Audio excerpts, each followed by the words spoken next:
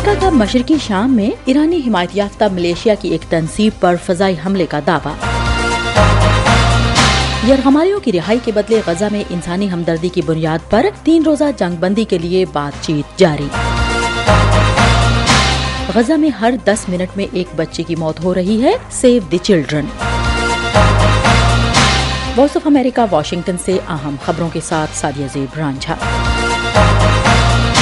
امریکی وزارت دفاع پینٹاگون نے کہا کہ امریکہ نے مشرقی شام میں ایرانی حمایت یافتہ ملیشیا کے زیر استعمال ایک تنصیب پر فضائی حملہ کیا ہے، جو گزشتہ کئی ہفتوں سے خطے میں امریکی فوج کے ٹھکانوں پر حملوں کی تعداد میں اضافے کے بعد کیا گیا ہے۔ بدھ کو 2 امریکی F-15 لڑاکا طیاروں نے ایران کے پاسداران انقلاب کی ہتھیار ذخیرہ کرنے کی ایک تنصیب کو نشانہ بنایا۔ امریکی وزیر دفاع لارڈ آسٹن نے ایک بیان میں کہا کہ صدر بائیڈن کی امریکی اہلکاروں کی حفاظت سے زیادہ کوئی ترجیح نہیں ہے، اور انہوں نے آج کی کارروائی میں یہی واضح کرنا تھا کہ امریکہ اپنے اہلکاروں اور اپنے مفادات کا دفاع کرے گا۔ 2 ہفتوں سے بھی کم عرصے میں یہ دوسرا موقع ہے کہ امریکہ نے عسکریت پسند گروہوں کے ٹھکانوں پر بمباری کی ہے۔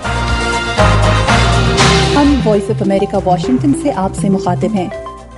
مصر کے 2 عہدیداروں کے مطابق 1 درجن کے قریب یرغمالیوں کی رہائی کے بدلے غزہ میں انسانی بنیادوں پر 3 روزہ جنگ بندی کے لیے بات چیت جاری ہے۔ حکام کے مطابق اس معاہدے کی ثالثی قطر، مصر اور امریکہ کر رہے ہیں، جس سے مزید ضروری امداد غزہ پہنچ سکے گی۔ مغربی اور عرب ممالک، اقوام متحدہ اور غیر سرکاری تنظیموں کے اہلکار جمعرات کو پیرس میں ایک کانفرنس کے لیے جمع ہو رہے ہیں، تاکہ یہ دیکھا جا سکے کہ غزہ کی پٹی میں شہریوں کو ضروری امداد کیسے فراہم کی جائے۔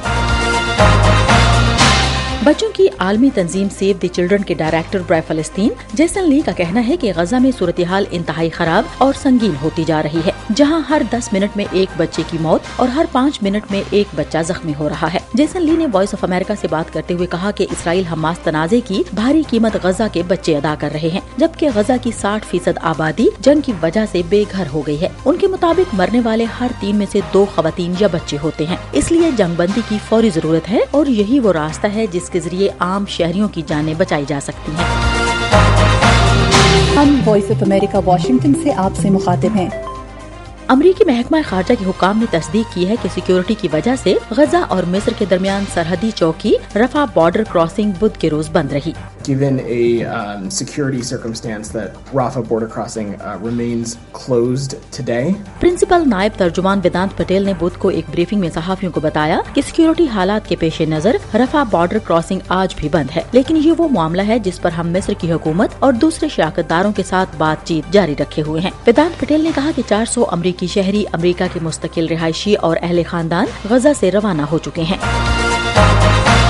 ایرانی صدر ابراہیم رئیسی وسطی ایشیائی ملکوں کے دورے میں دوشنبے پہنچے اور اپنے تاجک ہم منصب امام علی رحمان سے ملاقات میں دونوں ملکوں کے درمیان 2 طرفہ تعلقات کو مزید مضبوط بنانے اور علاقائی مسائل پر بات چیت کی۔ دونوں رہنماؤں نے کہا کہ غزہ کی صورتحال پر ان کا نقطہ نظر ایک جیسا ہے۔ صدر رئیسی نے فلسطینیوں اور اسرائیل کے درمیان تنازع کو پوری دنیا اور انسانیت کا مسئلہ قرار دیا۔ ایران اور تاجکستان نے ویزا فری سفر کے معاہدے پر دستخط کیے اور فارسی زبان کو فروغ دینے کا عزم ظاہر کیا۔ دوشنبے کے بعد رئیسی اکنامک کوآپریشن آرگنائزیشن کے سربراہی اجلاس میں شرکت کے لیے تاشکند جائیں گے، جس میں وسطی ایشیا کی 5 سابق سوویت جمہوریتوں کے ساتھ ساتھ ایران، پاکستان، افغانستان اور ترکی بھی شامل ہوں گے۔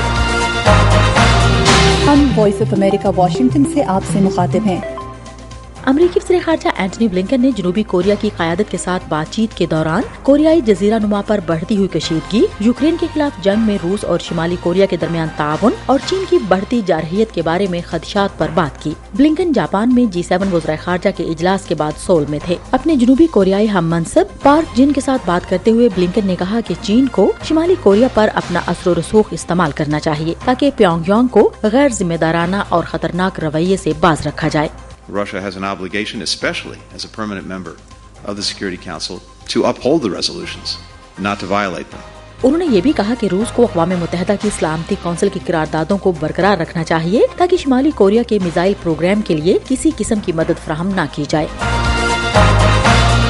اس کے ساتھ ہی اہم خبروں کا یہ بلٹن اب ختم ہوتا ہے۔ سادیہ زیب رانجھا اور ایڈیٹر ندیم یعقوب کو اجازت دیجیے۔